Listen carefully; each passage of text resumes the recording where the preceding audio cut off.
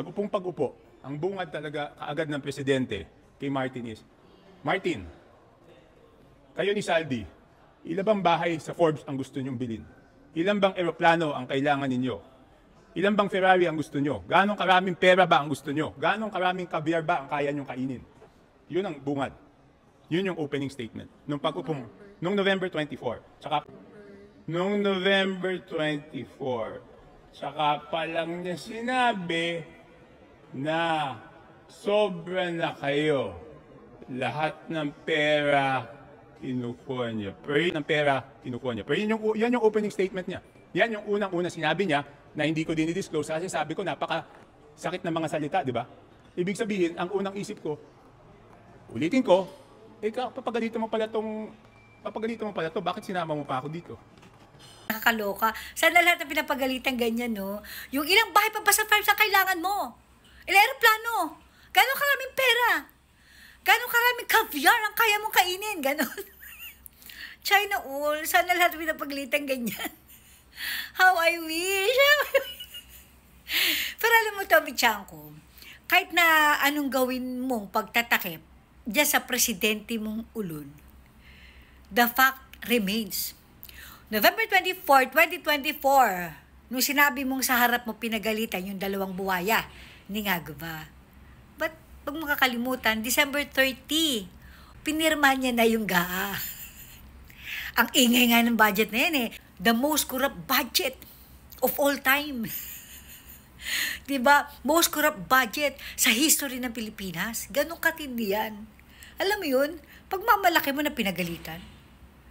Pero pagtapos pagalitan, pinirmahan na yung pinakamalalang budget sa history ng Pilipinas.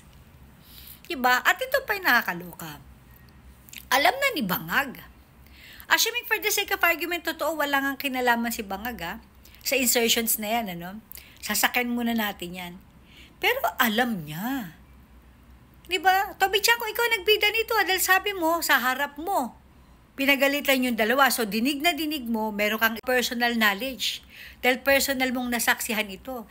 Pinagalitan ni Ngagva yung dalawa dahil sobra ang korupsyon sa Kongreso. Pero wala siyang ginawa. Naipasa pa rin. Yung 2025 budget, pinirmahan pa rin niya. At hindi naman ito lumala ng ganito kagrabe kung 2023 pa lang, di ba? Sinawatan niya na yung mga buwayang yan. That is if, okay? Kung wala nga siya talagang alam sa insertions siya sa Kongreso. Di ba? Dapat 2023 pa lang eh. Di ba? Inawat niya na yan.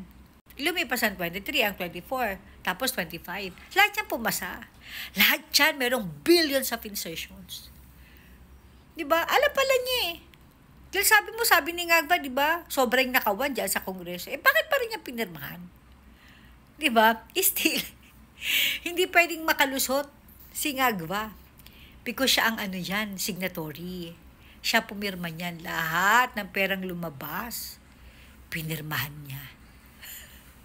Tsaka ikaw, kung meron kang personal knowledge, okay, Toby Chanko, huwag niyong maliitin ng personal knowledge ni Saldi ko. Okay? Again, Bangag, hindi ka pwede makalusot dito. Ewan ko ba kung bakit may nakikinig ba dito kay Bangag? Hindi ko talaga maintindihan. Pero again, China all, ganun pagalitan. Ilang bahay pa ba kailangan mo sa Forbes, di ba? Ilang caviar ang kaya mo kainin. What the heck? Alam mo yun, hindi nila pinag-uusapan yung mga proyekto. Pinag-uusapan nila yung mga nakaw. Ilang bahay ang aeroplano, gano'ng karaming pera, gano'ng karaming caviar ang kaya mo kainin. What the fuck? Grabe talaga. Kayo ni Saldi, ang dami niyong kinukuha, grabe yung corruption sa House, at alam mo, Martin, wala akong natatanggap dyan. Yung pala yung isa, nakalimutan ko, buti tinanong mo yan. Sinabi niya pala yun sa harap ko.